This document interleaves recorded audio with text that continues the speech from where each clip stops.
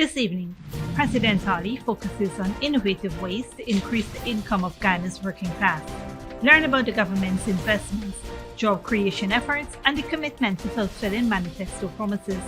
Next, the Georgetown Public Hospital Corporation issues an ultimatum to vendors operating near its premises, warning of legal actions if they fail to comply within 7 days. Explore the hospital's stance, the impending legal proceedings, and the broader issue of illegal structures on pavements and roads. Moving on, the government plans to upgrade the Linden Suicide Junction to Tumiri Police Station Road into a 4-lane carriageway, aiming to improve road capacity and safety features. Discover the benefits of this expansion and its alignment with climate-resilient infrastructure initiatives. Then, Ghana prepares for the ICC Men's T20 World Cup 2024. Get the details on ticket sales, the trophy tour schedule, and the excitement building up to the tournament. And finally, Ecuador defends its storming of the Mexican embassy in Quito, citing the arrest of former Vice President Warren Class. Learn about the legal arguments presented at the International Court of Justice and the controversy surrounding the incident.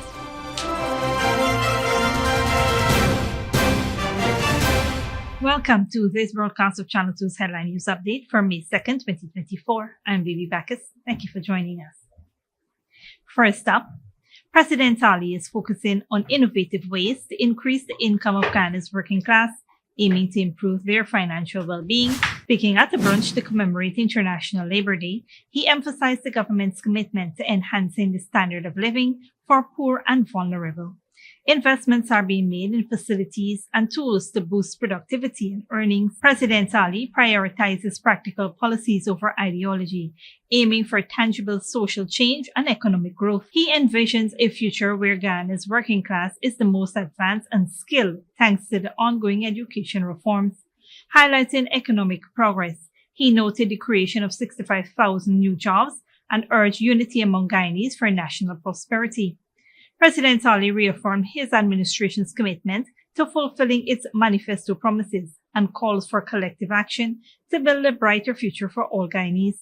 Labor Day serves as a reminder to honor workers' contributions and advocate for fair treatment. Also making the headlines, in a decisive move, the Georgetown Public Hospital Corporation has issued an ultimatum to vendors operating near its premises, warning of legal action if they fail to comply within 7 days. Despite the Georgetown Public Hospital Corporation's repeated warnings, vendors have persisted in conducting their trade outside the hospital's compound, necessitating the hospital's action. In a letter addressed to the town clerk of Georgetown and the mayor and city council on April 30, 2024, says Gunraj, GPHC's attorney, clarified the hospital's position. Should the council fail to comply, the GPHC will initiate legal proceedings. According to the letter, this issue has been brought to the council's attention on multiple occasions, but no tangible actions has been taken thus far. In recent months, the High Court has ruled in favor of city businesses seeking to remove vendors from their premises entrances and outskirts. This legal precedent underscores the seriousness of the GPHC's ultimatum to vendors. As the clock ticks down on the 7-day deadline, the fate of the vendors outside GPHC hangs in the balance, with legal actions looming large if they fail to comply with the hospital's directives. Meanwhile, Attorney General and Minister of Legal Affairs Anil Nandlal highlighted the long-standing issue of illegal structures on pavements and roads, emphasizing that these actions constitute criminal offenses. He expressed concerns over the failure of authority to address this problem effectively. Nandlal stressed that while he supports vending, illegal practices cannot be tolerated in a civilized society. In other news, the National Grade 6 assessment slated for today and tomorrow commenced today with around 15,488 students taking the exam. This annual exam encompasses English language, mathematics, social studies, and science, and serves as a pivotal evaluation for students transitioning to secondary education. Minister of Education Prem Manikchand has reassured students that they have been equipped with essential educational materials to aid in their preparation for the assessment. The NGSA results are anticipated to be released by July 5th, providing students and educators with valuable insights into academic performance and areas for improvement. Last year, over 15,000 students participated in the NGSA, reflecting the continued importance placed on this standardized evaluation in Ghana's educational landscape. Best wishes to the students taking those exams. Stick around when we return. Government plans to upgrade Linden Suicide Road to 4 lanes, and Ghana gears up for T20 World Cup. National Stadium ready. Trophy tour starts May 22nd.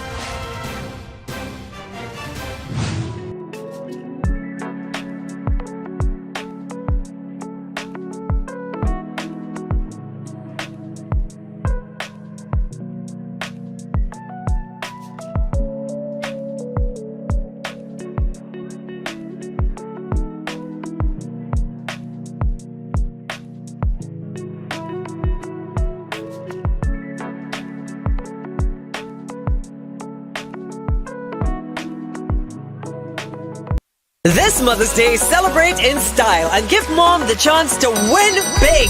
Simply top up with $1,000 or more for a chance to be one of 5 lucky winners of a brand new, fully stocked French door fridge with groceries worth over $550,000 each. One winner will be selected weekly from April 5th to May 9th. Start topping up today. Digicel, the network for everyone, everywhere. Good girl, forget things. What's the problem, Granny? I want money for borrow for those surgery. I was dancing and I fall and fracture my hip. If you need some quick money, you should check Lender's Jewelry and Pawn Shop. Lender's Jewelry and Pawn Shop, Lot 238 South Road Border, Georgetown. Get jewelry made to order in just 72 hours. We also accept vehicles. Lender's, best rates, longest payback period. Boys, I get through. Plus, I could dance again. Lender's Jewelry and Pawn Shop.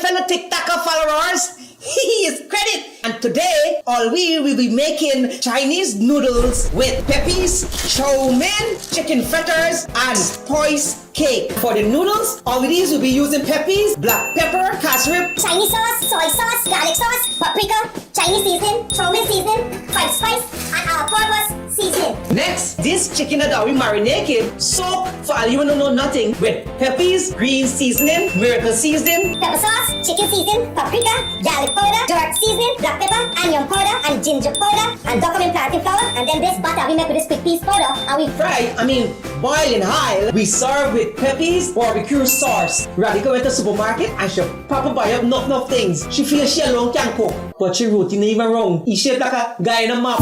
Peppies has a wide range of ingredients available at supermarkets nationwide. Peppies, we put the pep back into your kitchen.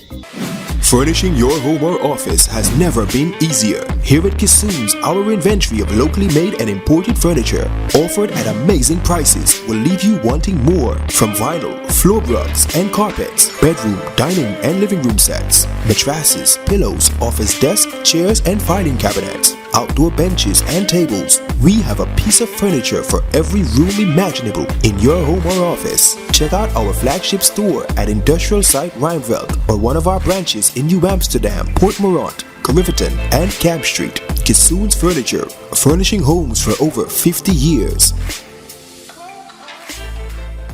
Sneakily with a gift of sight from Modern Optical Services. Let our professional team examine and prescribe what's best for your eyes. Common smiles make fashionable faces. See us for a full line of optical services, including brand name and prescription eyewear.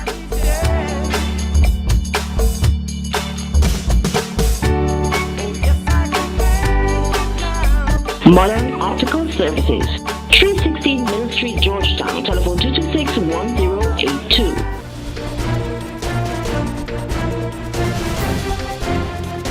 Welcome back.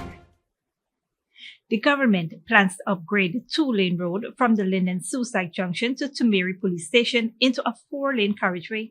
Minister of Public Works Bishop Juan Edgehill highlighted the benefits of this expansion, aiming to improve road capacity along this vital route. The project will complement the ongoing Good Success to Tumiri Road project, funded by the Inter-American Development Bank with substantial funding. Executed by China Road and Bridge Corporation, the project includes rehabilitating roads, bridges, and culverts with modern safety features such as designated lanes for pedestrians and cyclists, LED streetlights, and comprehensive traffic signage. The initiative spans 23 kilometers and is expected to take 3 years to complete. It aligns with the IDB's program to strengthen climate-resilient road infrastructure. Moving on, ahead of the ICC Men's T20 World Cup 2024, scheduled for June, Guyana's Ministry of Culture, Youth and Sports confirmed that the pitches at the National Stadium and practice venues meet international standards. Director of Sports Steve Nenville assured the nation of the readiness of the facilities. Tickets for the tournament will be available for physical purchase starting today, May 2nd, with options to witness the semifinals in Guyana, mainly through the party stand. Tickets for other matches across the West Indies are accessible at the Guyana Cricket Board office and online. The trophy tour, scheduled for May 22nd, will showcase the iconic trophy across Guyana for 2 days, featuring media arrangements and iconic photo opportunities at landmarks. The tour will culminate in a parade at the Seawalls Esplanade, celebrating the impending arrival of the ICC Men's T20 World Cup 2024 to Guyana. On a different note, the 36-megawatt power ship that will supply extra power to the Guyana Power and Lights Demerara Berbice interconnected system arrived in Guyana on Wednesday. Guyana Power and Lighting Incorporated has taken a significant step towards bolstering the country's power supply by signing a contract with Orbicon Concessions Investment to charter a power ship. The vessel, boasting a substantial capacity of 36 megawatts, will be leased for 2 years. This significant move is aimed at effectively tackling the nation's electricity needs. Orbicon Concessions Investment will provide operation and maintenance services in collaboration with Car Power Ship International, a Turkish firm. The power ship will be stationed at Everton Berbice and integrated into GPL's grid. With an operational target of May 8, 2024, the power ship is poised to significantly enhance Guyana's electricity supply, operating at 96% availability. Vice President of Guyana, Dr. Bart Jagdeo, has assured the public that there will be no increase in electricity charges during the power ship operation period. Don't go away after the break. Georgian lawmakers tussle in parliament after crackdown on foreign agent protesters, and Caribbean urged to brace for extreme weather.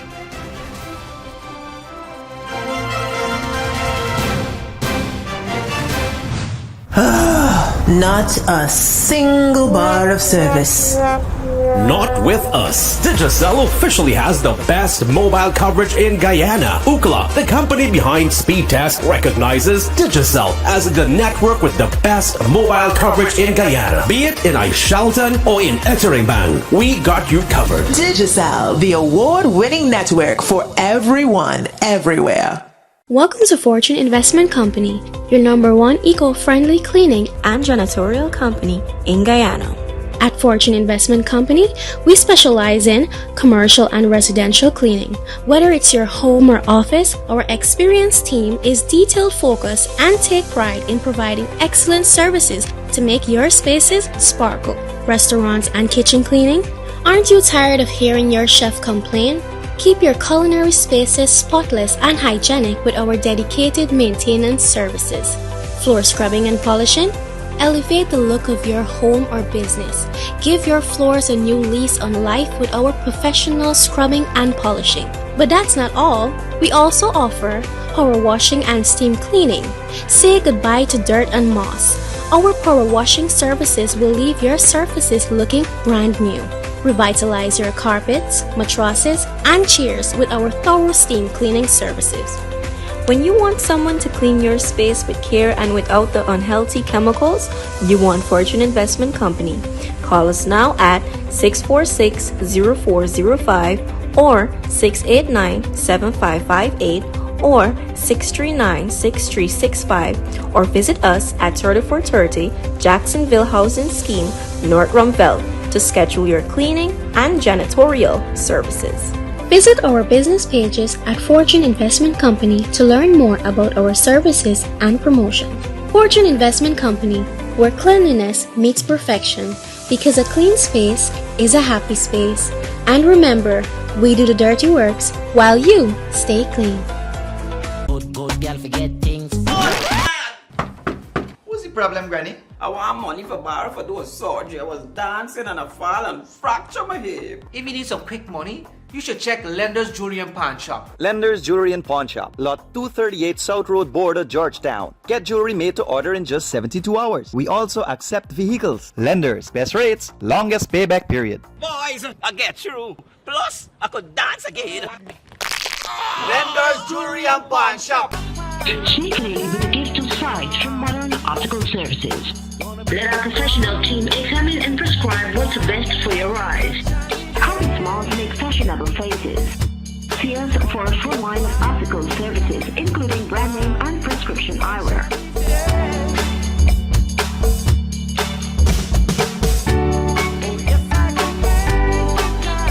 Modern Optical Services, 316 Mill Street, Georgetown. Telephone 226-1082. Furnishing your home or office has never been easier. Here at Kissoon's, our inventory of locally made and imported furniture, offered at amazing prices, will leave you wanting more. From vinyl, floor rugs and carpets, bedroom, dining and living room sets, mattresses, pillows, office desk, chairs and filing cabinets, outdoor benches and tables. We have a piece of furniture for every room imaginable in your home or office. Check out our flagship store at Industrial Site Rijnveld or one of our branches in New Amsterdam, Port Morant, Riverton and Camp Street. Kissoon's Furniture, furnishing homes for over 50 years.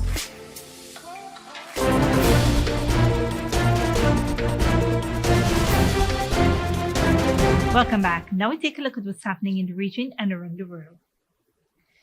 The Barbados Caribbean Climate Outlook Forum warns of extreme climate conditions in the Caribbean for 2024. Predictions for the 3-month period until July anticipate normal ocean temperatures in the Pacific and record warmth in the tropical North Atlantic, leading to intense heat waves and an early wet season. Increased shower intensity raises the risk of flooding and flash floods, except for the ABC Islands. Uncertainty persists regarding Saharan dust incursion, which could lead to erratic shower activity and prolonged drought, heightening heat and wildfire risks. Long-term drought is expected in various regions, with short-term droughts evolving in specific areas until July. Ecuador has defended its storming of the Mexican embassy in Quito last month. Its lawyers told judges at the International Court of Justice that the country acted to arrest a common criminal. Security forces arrested Ecuador's former vice president, Jorge Glass, who had been granted political asylum by Mexico. Al Jazeera's Manuel Rapal reports. Ecuador's turn to address the International Court of Justice over an ongoing diplomatic dispute with Mexico. It didn't take long for Quito's legal team to defend the actions of its country's security forces regarding the raid on Mexico's embassy last month. Mexico has accused Ecuador of violating international law and has called on Ecuador to guarantee the security and protection of the Mexican embassy in Quito. Mr. President, this hearing is unnecessary and unjustified because Ecuador has already provided assurances of its own volition, both to Mexico and to this court, that it will respect and protect the premises of Mexico diplomatic mission in Quito, together with its property and archives in full accordance with international law. The lawyers also said the intrusion into the Mexican embassy was done solely for the purpose of detaining Jorge Glass, Ecuador's former vice president, who was evading arrest over corruption charges. In a separate lawsuit filed before the ICJ, Ecuador is accusing Mexico of violating international law for protecting a fugitive after Mexico granted Glass political asylum. It is abundantly clear that Ecuador's sole concern, the entire time, was to ensure that a person convicted for serious corruption offenses be brought back to justice. That has now been done. It is also evident that the incident of April 5 cannot be fully appreciated without taking into consideration Mexico's highly regrettable conduct. The raid on Mexico's embassy prompted condemnation from several Latin American leaders. Though it could be months before a final ruling is issued, Mexican lawyers at The Hague have asked the World Court to award reparations to Mexico and to suspend Ecuador from the United Nations. Manuel Rapalo, Al Jazeera. Internationally, police in Georgia have used tear gas, rubber bullets, and water cannon against tens of thousands of protesters outside Parliament. Crowds are demonstrating against the government's so-called foreign influence bill. Al Jazeera's Yulia Shapovalova reports. Opposition protests in the Georgian capital are not winding down. They're becoming more violent. Tens of thousands infuriated by a government proposal to introduce a law on foreign interference. They tried to break into parliament and erect barricades, while police responded with pepper spray and water cannons. I'm not afraid of water, I'm not afraid of gas, I'm not afraid of these people, because these people who are standing here, we are freedom fighters and we've been fighting for centuries for our freedom. Georgian Prime Minister Irakli Kobahidze called on police officers to show patience at the rallies. That patience wasn't on display. Parliament approved the law on foreign influence in the second reading. The third, final reading is expected in 2 weeks. While the governing party is trying to convince people that the law will strengthen the country's independence, the protesters say the law is inspired by Russia and is designed to crush dissent, allowing a crackdown on human rights groups and an independent media. One thing is certain, though, these clashes will polarize Georgian society even further. Yulia Shapovalova, Al Jazeera, Tbilisi, Georgia. Finally, Indonesian authorities have recorded an increase in crocodile attacks. Environmentalists says the destruction of mangrove forests has led to more conflict between humans and reptiles. Al Jazeera's Jessica Washington reports. In Indonesia's southernmost province of East Nusa Tenggara, communities say they're living in fear of attack by the world's largest reptile, the saltwater crocodile. They can grow beyond 7 meters in length and weigh more than 1,000 kilograms. We were looking for fish. Suddenly, a crocodile attacked me from behind. I thought of my family and pushed it. My head was already in its mouth, so it was difficult. Chandra needed almost 100 stitches in her head, and she says she can't sleep without having nightmares. More than a dozen incidents of saltwater crocodile attacks have occurred in the past year in this area alone. Hundreds of deaths have been recorded in the past decade around the country. People here depend on rivers for their livelihoods. But they're also the natural habitat for the crocodiles, which are a protected species in Indonesia. When their estuary habitat's been disturbed by human activities such as fishing, the destruction of mangrove forests to make ponds, and land clearing for salt mines. Conservationists say the root of the problem needs to be addressed, restoring damaged mangrove forests home to food sources such as fish, frogs and lizards, as well as limiting human activity in designated areas. Authorities say they are working on solutions to keep the public and the crocodiles safe. We always urge the public to keep this area as a protected area. We can't drive away the crocodiles, but we can work together to protect them, because this area is an ecosystem. There are all kinds of creatures here. Meanwhile, residents and wildlife rescue officials have captured at least 8 crocodiles who attacked people or livestock and put them in temporary shelters.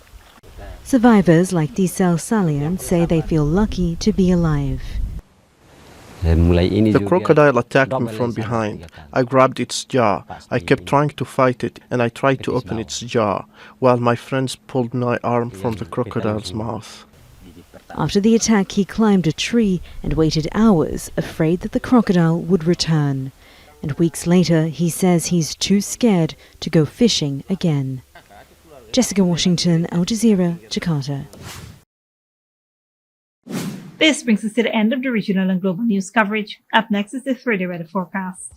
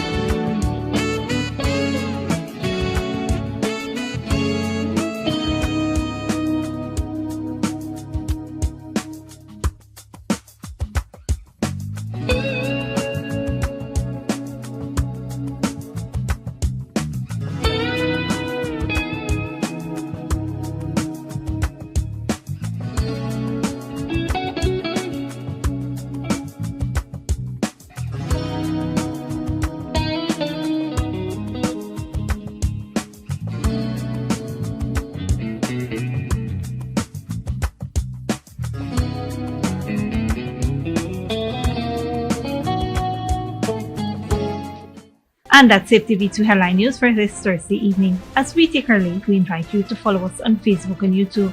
You can tune in tomorrow at 6:30 a.m. for a rebroadcast and at 5:30 p.m. for more news. Until then, please take care of yourself and each other.